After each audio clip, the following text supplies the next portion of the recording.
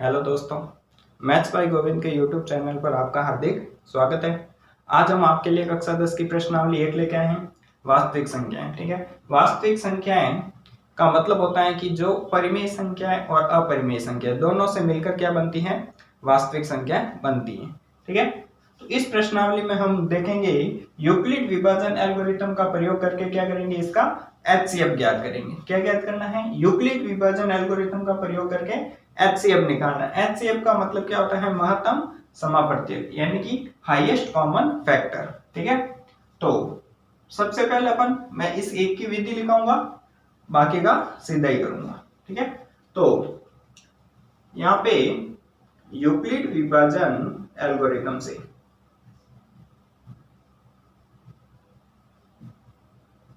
Euclid विभाजन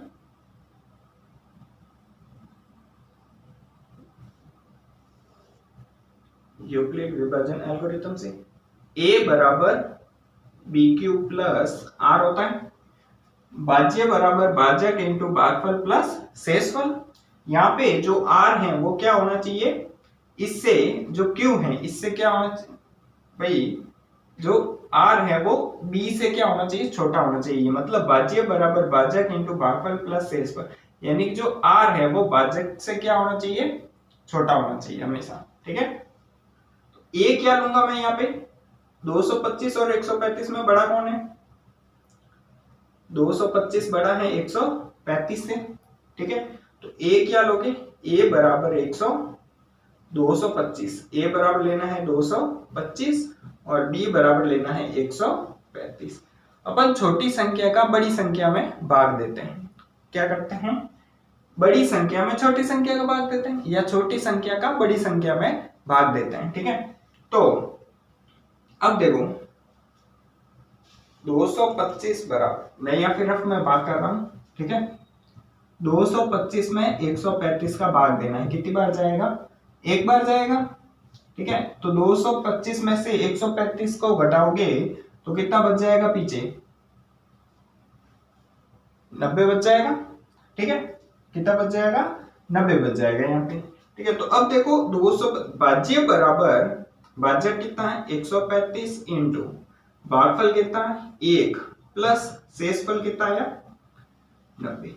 भाज्य, भाजक, भागफल, शेषफल, ये होता है। तो भाज्य बराबर भाजक इंटू भागफल प्लस शेषफल। अब देखो जब तक यहाँ पे शेषफल 0 नहीं आए तब तक क्या करते जाओ, भाग देते जाओ। अब इस 90 का भाग देना है 135 में। क्या करना है? 90 का भाग किस में देना है? 135 में। ठीक है, जो शेषफल बचे उसको भाजक में भाग देते जाओ। तो 135 में 90 का भाग जाएगा एक बार। कितनी बार गया? एक बार।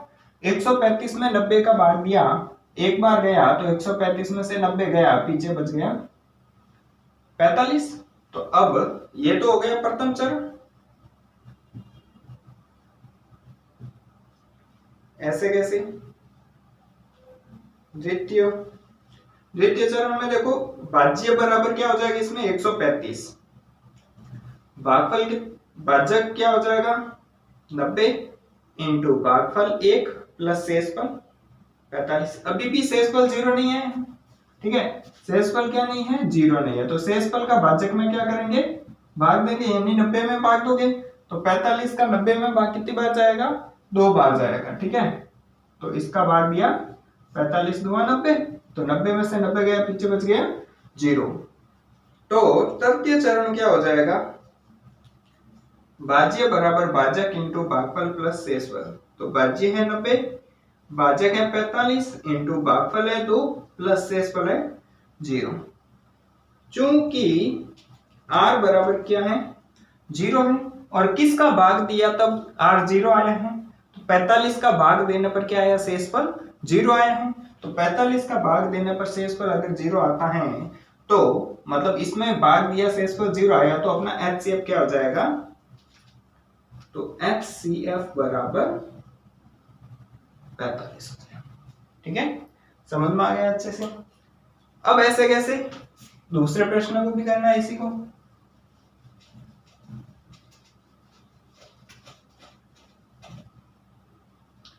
196 में 196 का 38,220 में भाग देना है। क्या करना है? 196 का 38,220 में भाग देना है। तो बड़ा कौन है?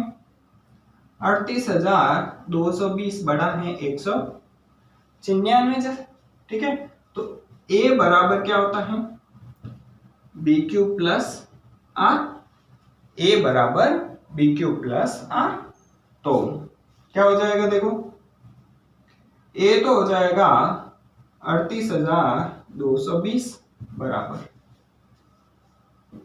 38,220 किसका भाग देना है? 196 का भाग देना है। तो कितनी बार जाएगा? एक बार। इसमें से घटाएंगे, 12 में से 6 गया, पीछे बच गए 6। 7 में से 17 में से 9 गया, पीछे बचा 8। और 2 में से 1 गया, पीछे बच गया 1। 186 में भाग जाता नहीं है 196 का, पीछे लिखेंगे 2।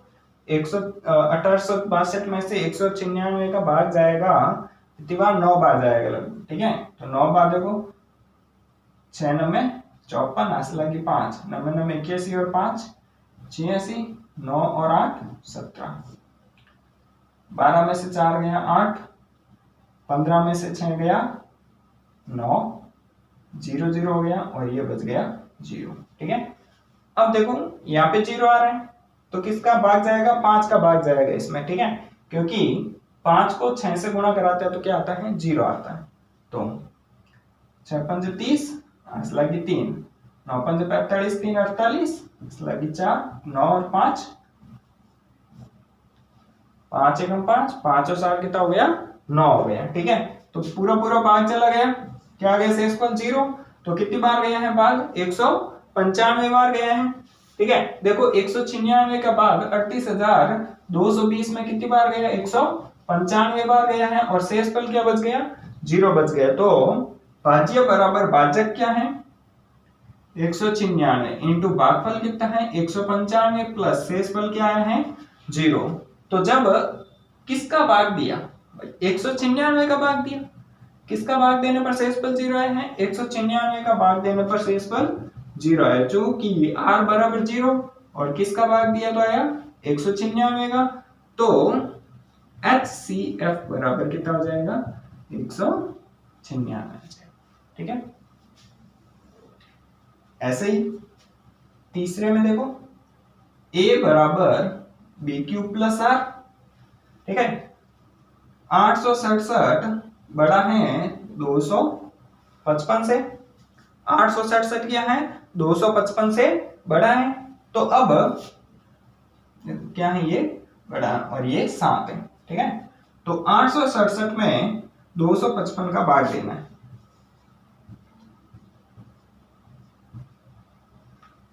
भाग देंगे तो कितनी बार जाएगा? देखो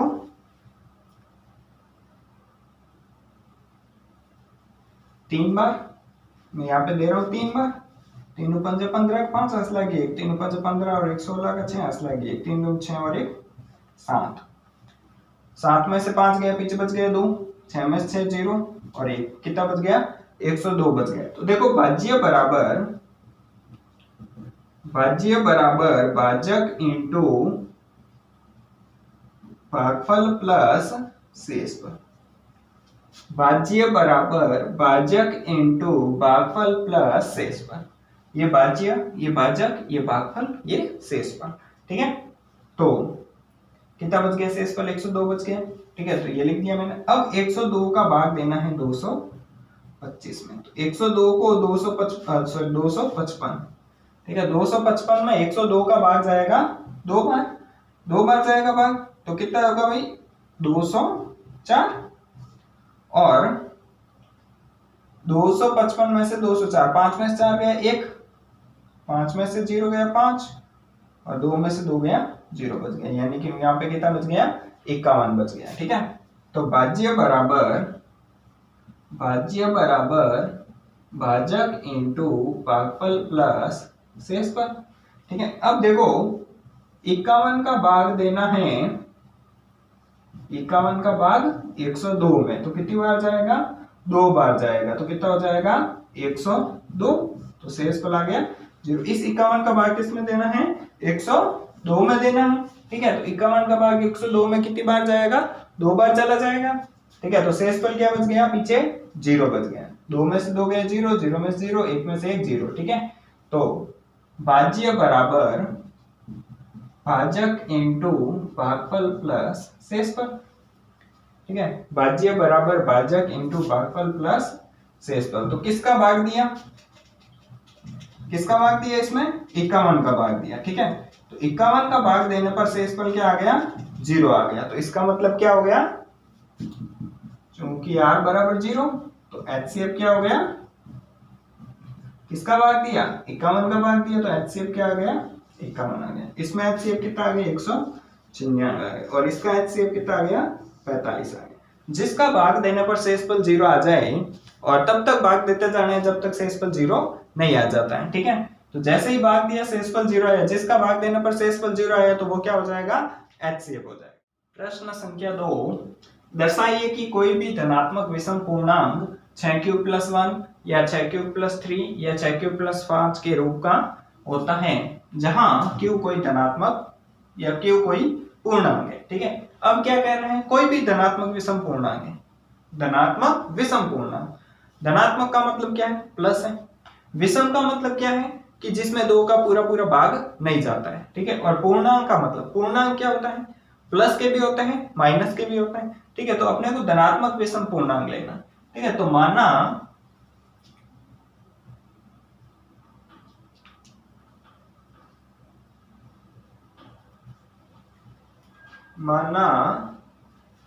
धनात्मक विषम पूर्णांक, धनात्मक विषम पूर्णांक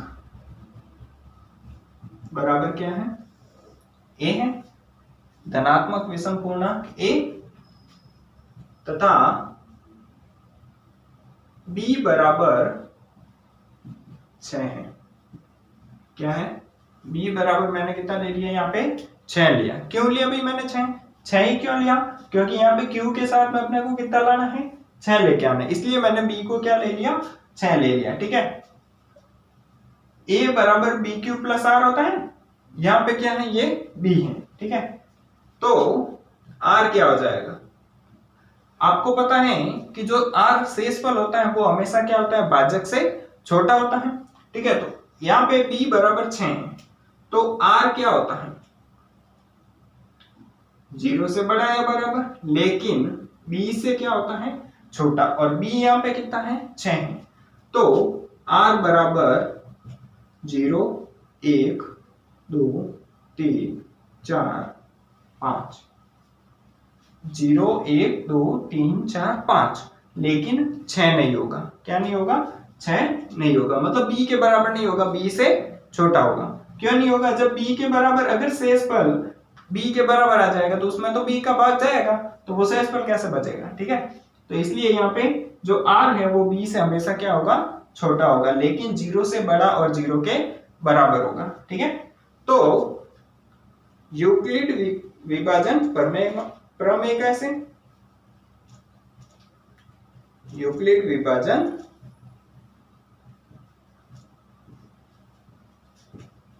प्रमेय का a बराबर बी क्यूब प्लस क्या होता है? r होता है। a बराबर B cube plus r, a बराबर b कितना है? 6 plus q plus r, r पहले क्या रखोगे? 0 रखोगे। a बराबर हो जाएगा 6q प्लस 6q, 0 जोड़ोगे 6q ही रहेगा, समीकरण नंबर 1। फिर a बराबर 6q प्लस 1, समीकरण नंबर 2।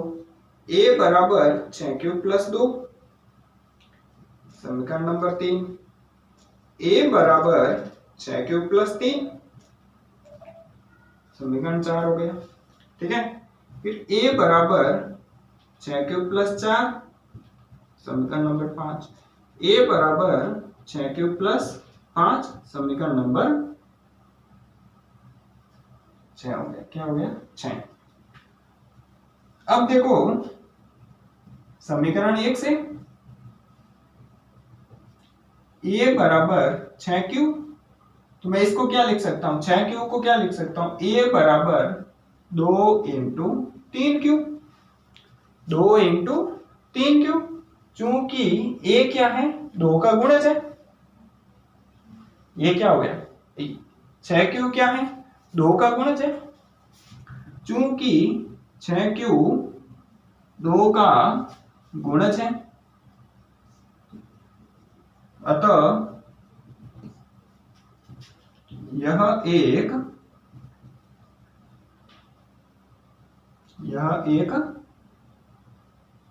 सम संख्या होगी। जो कोई भी 2 का गुणज है तो वह सम संख्या होगी, क्योंकि 2 का गुणज है तो उसमें 2 का पूरा पूरा भाग जाएगा, ठीक है, और 2 का पूरा पूरा भाग जाएगा तो इसका मतलब वह क्या है, एक सम संख्या है, ठीक है।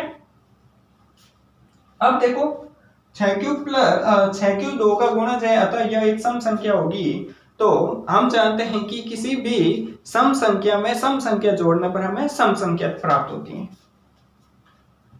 क्योंकि हम जानते हैं कि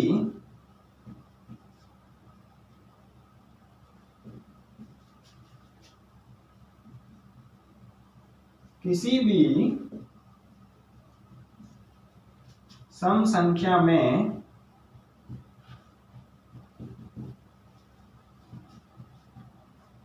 सम संख्या जोड़ने पर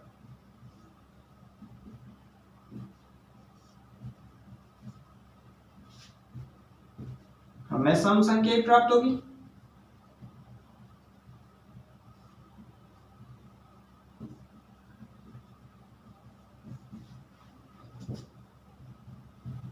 अतः 6Q प्लस 2 तथा 6Q प्लस 4 भी एक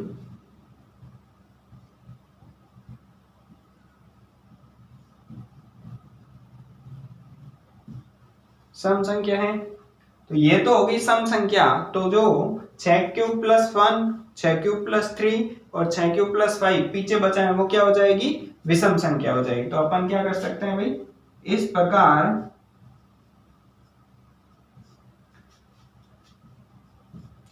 हम यह दर्शा सकते हैं कि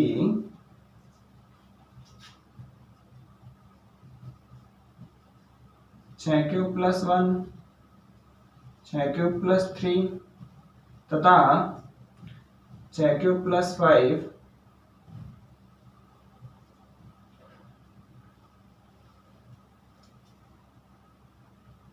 एक, इस प्रकार हम दर्शा सकते हैं कि 6Q प्लस 1, 6Q प्लस 3 तथा 6Q प्लस 5 एक विषम संख्या होगी। क्या होगी भाई, विषम संख्या होगी। या फिर हम इसको यह भी कह सकते हैं कि 6Q प्लस कोई भी विषम पूर्णांक को हम 6Q प्लस 1, 6Q प्लस 3 तथा 6Q प्लस 5 के रूप में लिख सकते हैं, क्योंकि देखो 6Q क्या है, एक सम संख्या है, ठीक है। तो अगर सम संख्या में सम संख्या जोड़ोगे तो सम संख्या प्राप्त होगी। तो 6Q प्लस 2 और 6Q प्लस 4 भी क्या होगी, सम संख्या होगी। अगर अपन 6Q में विषम संख्या जोड़ोगे, 1, 3, 5 क्या है, विषम है, तो 6Q में 1 जोड़ोगे, 3 जोड़ोगे, 5 जोड़ोगे तो क्या आ जाएगी, विषम संख्या प्राप्त हो जाएगी, ठीक है। तो इससे क्या सिद्ध हो पाएगी भाई, अपन कोई भी धनात्मक विषम पूर्णांक है इसको अपन 6Q प्लस 1, 6Q प्लस 3 तथा 6Q प्लस 5 के रूप में लिख सकते हैं। अब देखिए प्रश्न संख्या 3 क्या कह रहे हैं, किसी परेड में 616 सदस्यों वाली एक सेना की टुकड़ी को 32 सदस्यों वाले एक आर्मी बैंड के पीछे मार्च कराना, ठीक है। दोनों समूहों को समान संख्या वाले स्तंभों में मार्च करना है। उन स्तंभों की अधिकतम संख्या क्या है जिसमें वे मार्च कर सकते हैं। मार्च का मतलब क्या होता है कि परेड करनी है, ठीक है। तो कुल सदस्य कितने हैं, सेना में सदस्य कितने हैं, 616,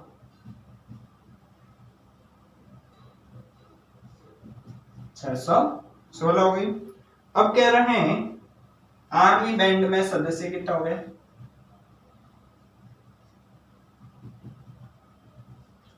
आर्मी बैंड में कितने हैं, 32 सदस्यों की एक टुकड़ी है। इसमें क्या करना है, इसमें समान संख्या वाले स्तंभों में मार्च करना है। तो स्तंभों की अधिकतम संख्या, देखो जब भी अधिकतम संख्या पूछे तो अपने को क्या निकालना होता है, एचसीएफ। क्या करना है हमें, अधिकतम संख्या निकालनी है। जब भी अधिकतम संख्या पूछे क्या करना है, क्योंकि हमें स्तंभों की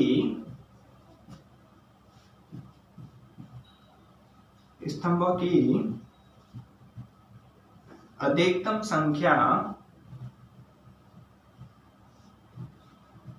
ज्ञात करनी है।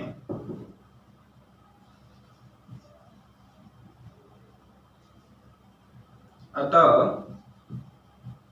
हम HCF निकालेंगे। क्या करेंगे, HCF निकालेंगे। जब भी अधिकतम पूछेगा, ज्यादा से ज्यादा पूछेगा तो क्या करना है, HCF निकालना है। और न्यूनतम पूछेगा, कम से कम पूछेगा, ठीक है, तो उस समय क्या निकालते हैं अपन, LCM निकालते हैं। तो अपन यहाँ पे क्या करना है, अधिकतम पूछा है तो अधिकतम के लिए क्या करोगे, HCF ज्ञात करोगे। तो HCF ज्ञात करने के लिए यूक्लिड विभाजन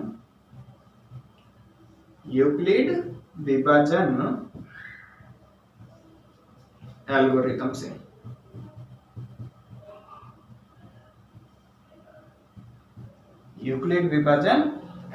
से A बराबर BQ प्लस R। अब देखो 616 में से 616 और 32 में बड़ा कौन है, 616 है। तो सबसे पहले क्या करोगे, 616 में 32 का 616 में क्या करना है, 32 का भाग देना है, ठीक है। तो 32 का भाग एक बार जाएगा एक सेट में, कितना बच गया पीछे, 11 में से 2 गया पीछे बचा 9, 5 में से 3 गया पीछे बच गया 2, यहाँ पे कितना आ जाएगा 6। तो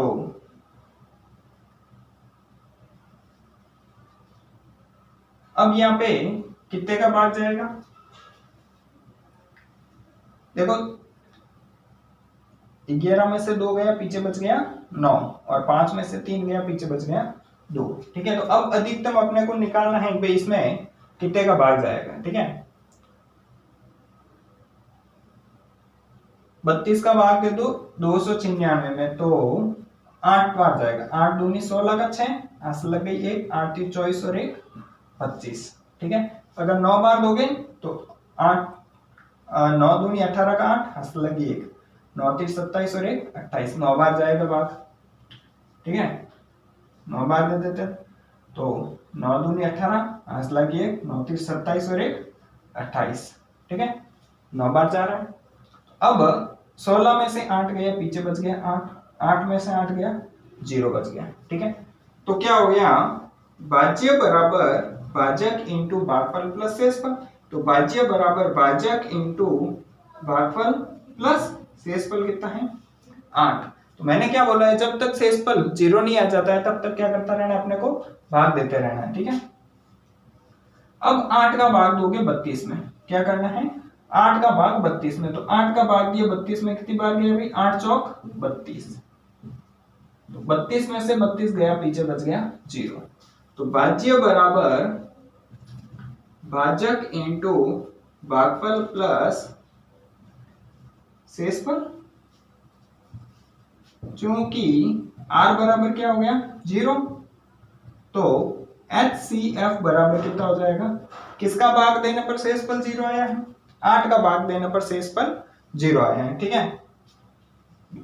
तो HCF बराबर हो गया 8, ठीक है। HCF 8 है तो क्या हो गया भी, अतः स्तंभों की अधिकतम संख्या 8 होगी। ये जो भाग वाला कार्य है ये क्या करना है आपको, रफ कॉपी में करना है, ठीक है। तो जब भी आपको अधिकतम के बारे में पूछे तो क्या करना है, HCF निकालना है, और न्यूनतम पूछे, कम से कम पूछे तो LCM। अधिकतम भाई HCF का मतलब क्या होता है, हाईएस्ट कॉमन फैक्टर, ठीक है, और LCM का मतलब क्या होता है, लोवेस्ट कॉमन मल्टीपल। तो अधिकतम। प्रश्न संख्या 4 देखिए, क्या कह रहे हैं, यूक्लिड विभाजन प्रमेय का प्रयोग करके दर्शाइए कि किसी भी धनात्मक पूर्णांक का वर्ग, किसी भी धनात्मक पूर्णांक का वर्ग किसी संख्या किसी पूर्णांक m के लिए 3m या 3m+1 के रूप का होता है। क्या दर्शाना है? किसी भी धनात्मक पूर्णांक का वर्ग करते हैं अपन। क्या करते हैं? कोई भी धनात्मक पूर्णांक दिया हुआ है उसका क्या करेंगे अपन? वर्ग करेंगे। तो वो क्या आएगा? 3m या 3m+1 के रूप का आता है। ये अपने को दर्शाना है। ठीक है, तो माना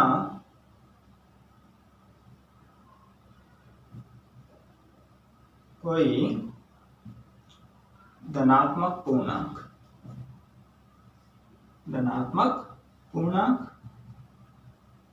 बराबर क्या है? a है। ठीक है, तथा b बराबर कितना है? 3 है। क्यों लिया 3? क्योंकि अपने को दर्शाना है कि कोई भी धनात्मक पूर्णांक है वो 3m या 3m+1 के रूप का होता है। तो अपने को m के गुणक का कितना है? 3 है। तो क्या लेंगे यहाँ पे? 3 लेंगे। ठीक है, तो r बराबर कितना हो जाएगा? r बराबर 0, 1, 2। चूंकि r हमेशा 0 से बड़ा और बराबर और 3 से क्या है? छोटा। ठीक है, 3 क्या है? b है, मतलब भाजक है। ठीक है, तो भाजक से क्या होता है? शेषफल छोटा होता है हमेशा। तो यूक्लिड विभाजन प्रमेय का से यूक्लिड विभाजन प्रमेय का से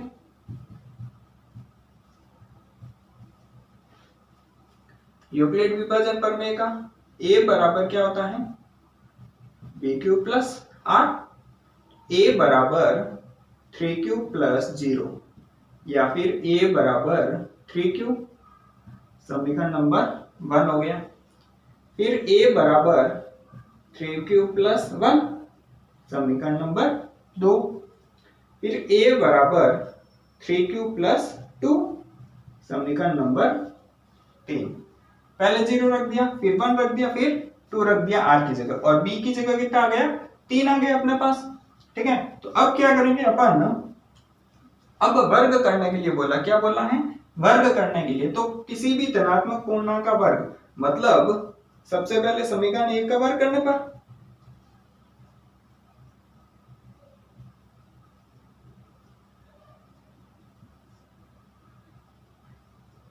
समीकरण 1 का वर्ग करने पर।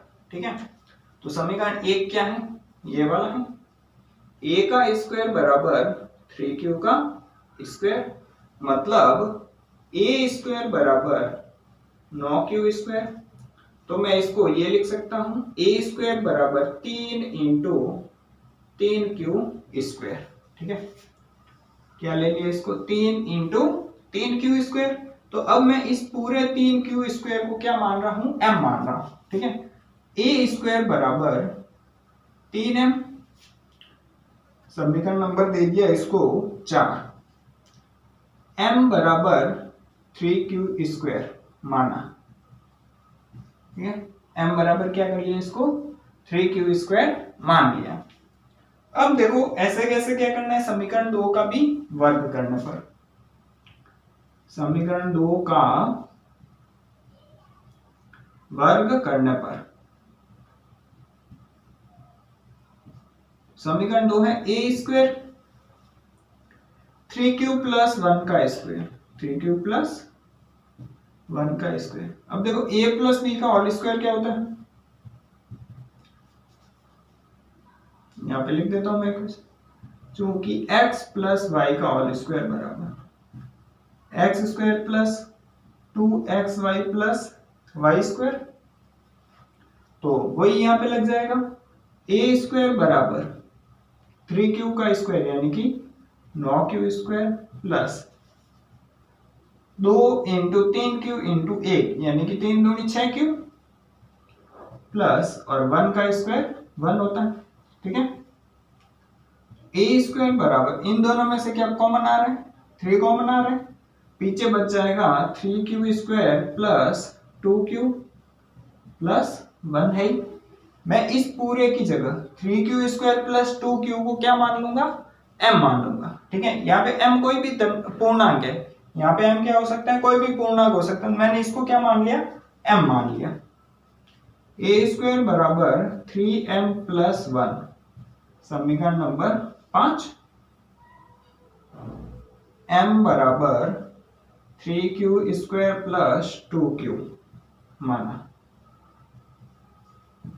ठीक है, अब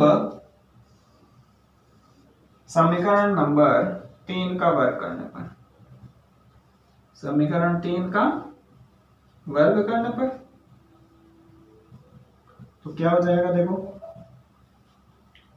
समीकरण 3 यहाँ पे है, a² बराबर 3q प्लस 2 का होल स्क्वायर, तो वही वापस ये सरसों का लगाना, x प्लस वाई का होल स्क्वायर वाले, तो a² बराबर 9q² प्लस 3 दूनी 6 और 6 दूनी 12q प्लस 2 का स्क्वायर 4। तो मैं देखो 4 को क्या लिख सकता हूँ, 3 प्लस 1 लिख सकता हूँ, a² बराबर 9q² plus 12q plus 3 plus 1, क्योंकि 1 तो पीछे रहना ही है। ठीक है, तो इसलिए मैंने 1 को अलग लिख दिया। अब इन तीनों में से 3 कॉमन ले लूं, a² बराबर 3 कोष्टक 3q² प्लस 6q प्लस 3 में से 3 कॉमन आया, पीछे बच गए 1 और प्लस ये वाला 1 तो है, इस पे पूरे को क्या मान लूंगा, m मान लूंगा। तो 3m प्लस 1, जहां m बराबर क्या है 3q² प्लस 6q प्लस 1 माना। ठीक है, इसको क्या कर लिया, मान लिया अपन ने, समीकरण नंबर 6। अतः समीकरण 4, 5 तथा 6 से हम यह दर्शा सकते हैं कि समीकरण 4, 5 तथा 6 से हम यह दर्शा सकते हैं कि किसी भी धनात्मक पूर्णांक का वर्ग, किसी भी धनात्मक पूर्णांक का वर्ग 3m या 3m प्लस 1 के रूप का होता है। क्या होता है भाई, किसी भी धनात्मक पूर्णांक का वर्ग है वो 3m या 3m प्लस 1 के रूप का होता है। अपने को क्या करना था, यही दर्शाना था। ठीक है, प्रश्न संख्या 5, यूक्लिड विभाजन प्रमेयिका का प्रयोग करके दर्शाइए कि किसी भी धनात्मक पूर्णांक का घन 9m, 9m प्लस 1 या 9m प्लस 8 के रूप का होता है। क्या कह रहा है, किसी भी धनात्मक पूर्णांक का घन। अब क्या करना है, घन करना है। पिछले वाले प्रश्न में क्या किया था अपन ने, कि वर्ग किया था। ठीक है, तो अब क्या कह रहे हैं, घन करने के लिए कह रहे हैं, तो वही माना स्टेप वो के वो है सारे। ठीक है, जहां वर्ग किया था वहां पे क्या करना है, आपको घन करना है। ठीक है, तो माना धनात्मक पूर्णांक बराबर a तथा b बराबर क्या लेंगे, 3 लेंगे। क्यों लेंगे, यहाँ पे 9 आ रहे हैं तो 3 का घन करेंगे तो 27 होगा, और 27 में से 9 क्या आता है, कॉमन आ जाता है। ठीक है, इसलिए अपन b क्या करेंगे, 3 लेंगे। तो r क्या हो जाएगा, 0, 1, 2। चूंकि r हमेशा 0 से बड़ा और बराबर, लेकिन 3 से क्या होगा, छोटा होगा। ठीक है, तो यूक्लिड विभाजन प्रमेय से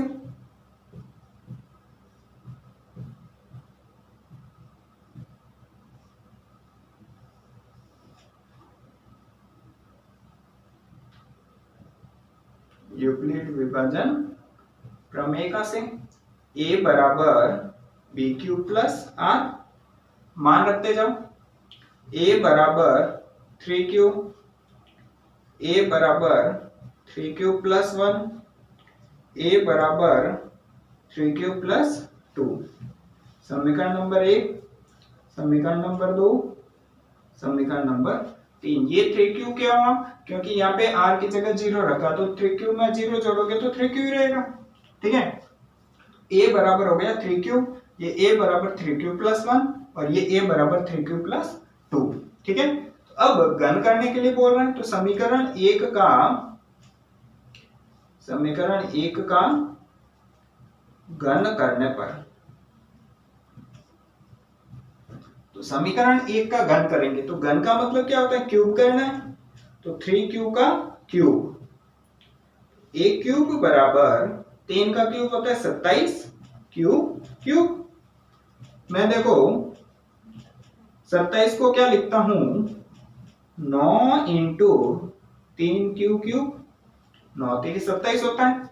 अब इसकी जगह क्या मान लेंगे, m मान लेंगे। तो a क्यूब बराबर 9m, जहां m बराबर है 3q क्यूब माना। ठीक है, इसको क्या मान लिया अपन ने, m मान लिया 3q क्यूब को। तो ये हो गया समीकरण नंबर 4। अब समीकरण 2 का घन करने पर, समीकरण 2 का घन करने पर तो क्या हो जाएगा, देखो a क्यूब बराबर 3q प्लस 1 का क्यूब, चूंकि x प्लस वाई का होल क्यूब बराबर होता है 3x cube plus Y cube plus 3xy कोष्टक x प्लस वाई। ये होता है इक्वेशन, होती है सर समीका। ठीक है, तो इसको, ये पूरा x है, ये पूरा y है, इसकी जगह क्या कर दो, वैल्यू रख दो। तो 3q क्यूब प्लस 1 का cube plus 3 into 3q into 1 कोष्टक 3q प्लस 1। वैल्यू सॉल्व करते जाओ। 3 का क्यूब 27, क्यू का क्यूब क्यूब प्लस 1 का क्यूब 1 प्लस 3 3 9 क्यूब कोष्टक 3q प्लस 1। तो ये हो जाएगा 27q क्यूब प्लस, मैं इसको 1 को पीछे भेज रहा हूं, 9 3, ये हो गया 27q square plus 9q plus ये वाला 1। अब देखो यहां से सब में से क्या कॉमन आ रहा है, 9 कॉमन आ रहा है, यहां से भी 9 आ रहा है, यहां से भी 9 आ रहा है, यहां से भी 9 आ रहा है। तो मैं इसको क्या लिखूंगा, 9 कोष्टक 9 3 27, 3q cube plus 3q square plus q plus 1। मैं इसके पूरे की जगह क्या मान लूंगा, m मान लूंगा। ठीक है, तो a क्यूब बराबर 9m प्लस 1, समीकरण नंबर 5, जहां m बराबर 3q cube plus 3q square plus q, इसको क्या क्या मानना। ठीक है, अब समीकरण 3 का घन करने पर, समीकरण 3 का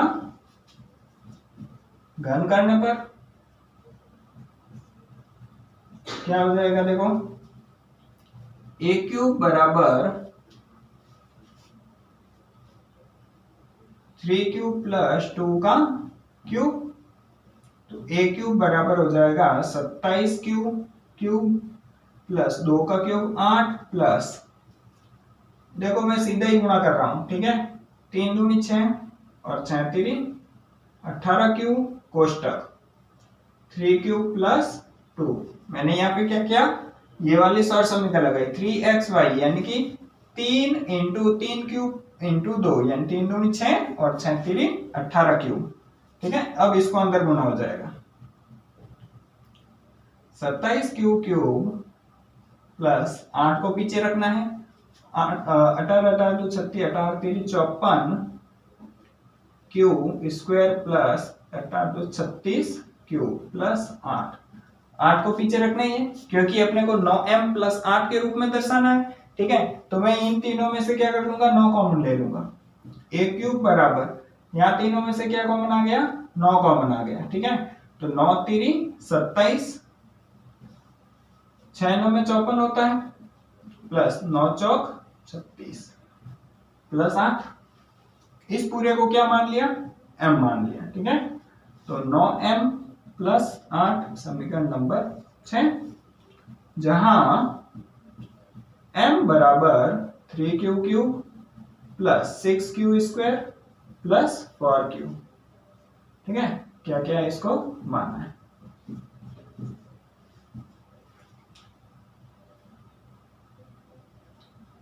अतः समीकरण 4, 5 व 6 से हम यह दर्शा सकते हैं कि किसी भी